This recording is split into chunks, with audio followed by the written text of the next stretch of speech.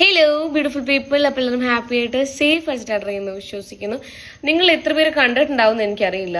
എനിക്കൊന്ന് ഈ ഒരു കുട്ടീന്റെ രണ്ട് മൂന്നല്ല അതിലധികം വീഡിയോസ് മില്യണിന് മുകളിൽ വ്യൂസ് പോയിട്ടുണ്ട്. ഈ ഒരു കുട്ടിക്ക് ഏറ്റവും കൂടുതൽ നെഗറ്റീവ് കമന്റ്സ് ആണ് വരുന്നുള്ളത്. അങ്കിത് 299 എന്നാണ് ആളുടെ അക്കൗണ്ടിന്റെ പേര്. അധിക സമയവും ആളൊന്നെങ്കിൽ ഡാൻസ് കളിക്കുന്നുണ്ടാവും, അല്ലെങ്കിൽ നടക്കുകയായിരിക്കും. ഏതെങ്കിലും ഒരു ഷോപ്പിലോ അങ്ങനെ എന്തെങ്കിലും പോയിട്ട് നടക്കുക, അങ്ങനെയാണ് നോർമലി ചെയ്യാറുള്ളത്. റീസെന്റ് ഒരു 2-3 വീഡിയോസ് പിന്നെ പാട്ട് പാടിക്കൊണ്ടുള്ള, അതായത് സോങ്, അത് ഇതാന്ന് തോന്നുന്നു. ഞാൻ പ്ലേ ചെയ്യാം ജസ്റ്റ് ഒന്ന്. ഇതല്ല അല്ലെ, ആള് പാട്ട് പാടുന്ന ഒരു വീഡിയോ ഉണ്ട്, ഞാനത് പ്ലേ ചെയ്യാം. ഒറ്റ സെക്കൻഡേ. ഓക്കെ, അത് നല്ല രീതിയിൽ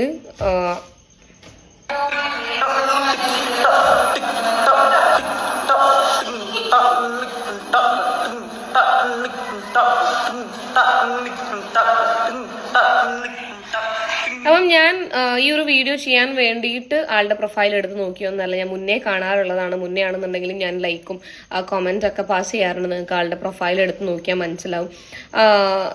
ഇപ്പം ടൗണിലാണെന്നുണ്ടെങ്കിലും നമ്മുടെ ഇപ്പം ഇത്രയും ക്രൗഡ് ആൾക്കാർ കൂടുന്നതിനിടയിലാണെന്നുണ്ടെങ്കിലും അങ്കിത് ആരെയും മൈൻഡ് ചെയ്യാണ്ട് ഡാൻസ് കളിക്കും. ആളുടെ ചെവിയിൽ നമുക്ക് എപ്പോഴും ഒരു എയർപോഡ് കാണാം. അതും ആൾക്കാർക്ക് ഭയങ്കര പ്രശ്നമാണ്.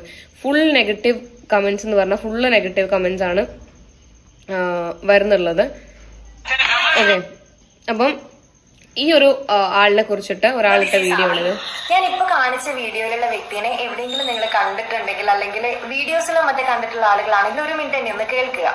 അങ്കിതിനെ എനിക്ക് പേഴ്സണലായിട്ട് അറിയാം. എൻ്റെ അനിയന്റെ കൂടെ പഠിച്ചിട്ടുള്ള ഒരാളാണ്. അതിലപ്പുറം എൻ്റെ നാട്ടിലുള്ള ഒരു കുട്ടി കൂടിയാണ്. അപ്പൊ അങ്കിതിന്റെ വീഡിയോയിൽ ഈ ഇടയ്ക്കാണ് ഞാൻ ഒരുപാട് നെഗറ്റീവ് കമന്റ്സ് കാണാൻ ഇടയായിട്ടുള്ളത്. അവന്റെ ഹെഡ്സെറ്റിനെ പറഞ്ഞിട്ടും അവന്റെ ഡാൻസിനെ പറഞ്ഞിട്ടൊക്കെ ഉള്ളത്.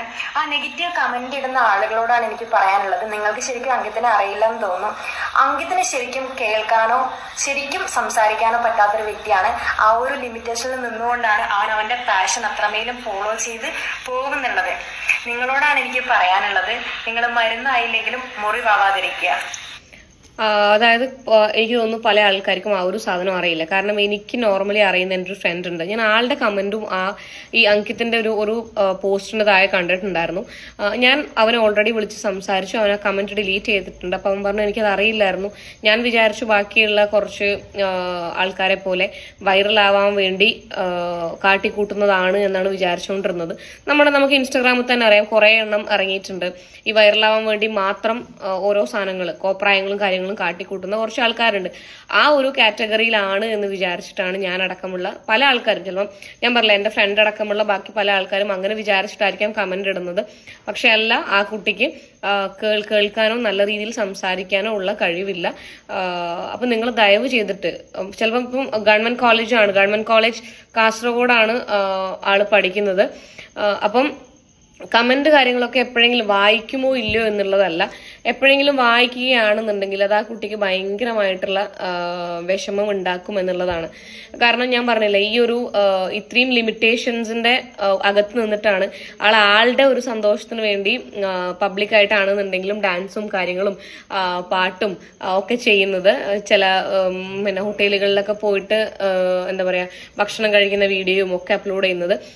It's A request. ഇപ്പൊ നിങ്ങൾ ഒരു സാധനം കാണുകയാണെന്നുണ്ടെങ്കിൽ, ഒരു റീലോ കാര്യങ്ങളോ കാണുകയാണ് എന്നുണ്ടെങ്കിൽ അതിന് പിന്നിൽ എന്താണെന്നോ ഒക്കെ അറിഞ്ഞിട്ട് കമന്റ് ഇടുന്നതായിരിക്കും കുറച്ചും കൂടി ബെറ്റർ എന്ന് എനിക്ക് തോന്നുന്നുണ്ട്. ചിലപ്പം വല്ല ഡിസേബിൾ ആയിട്ടോ അങ്ങനെ എന്തെങ്കിലും ഉള്ള ആൾക്കാരോടാണ് നിങ്ങൾ ഇത്രയും കമന്റ് സെക്ഷൻ ഒന്നും നമുക്ക് തുറക്കാൻ പറ്റാത്ത രീതിയിലാണ്. മൈക്കിൾ ജാക്സൺ എന്നിട്ടൊരു തെറ്റിട്ടിട്ട് മാർക്കറ്റ് ജാക്സൺ എന്നൊക്കെ പറഞ്ഞിട്ട് നീ കാസർഗോഡ് ന്യൂ ബസ് സ്റ്റാൻഡ് വരെ എത്തിയല്ലേ എന്നൊക്കെ പറഞ്ഞിട്ട് കുറെ ബാഡ് കമന്റ്സ് മാത്രമാണ് ഏറ്റവും കൂടുതൽ എടുത്ത് തൊലിക്കെട്ടി, നിനക്ക് വയ്യേ, നന്നായി കൂടെ, അങ്ങനെ കുറെ നെഗറ്റീവ് കമന്റ്സ് ആണ് വരുന്നുള്ളത്.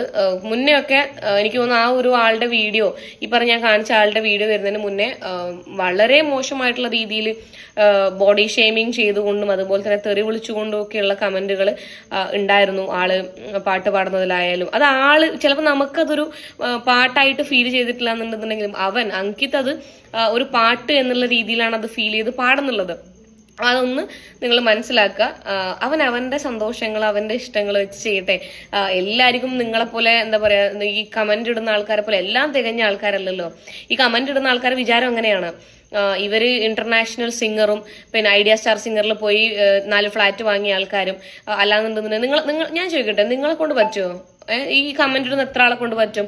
ഈ മൊത്തം ക്രൗഡിനെയും ഫേസ് ചെയ്തുകൊണ്ട് ഡാൻസ് കളിക്കാനോ അല്ലെങ്കിൽ പാട്ട് പാടാൻ ശ്രമിക്കാനോ നിങ്ങളെ കൊണ്ട് പറ്റുമോ? പറ്റില്ലല്ലോ. നിങ്ങളെ കൊണ്ടൊന്നും ഈ നെഗറ്റീവ് കമന്റ് ഇടുന്ന ടീം എങ്ങനെയാണ്? ഈറ്റിങ്ങളെ കൊണ്ട് ഒന്നും കഴിയില്ല.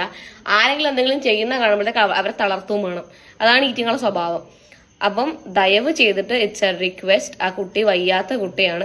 അതുകൊണ്ട് തന്നെ നിങ്ങൾ കമന്റ് ഇടുന്ന സമയത്ത് ദയവ് ചെയ്തിട്ട് ശ്രദ്ധിക്കുക.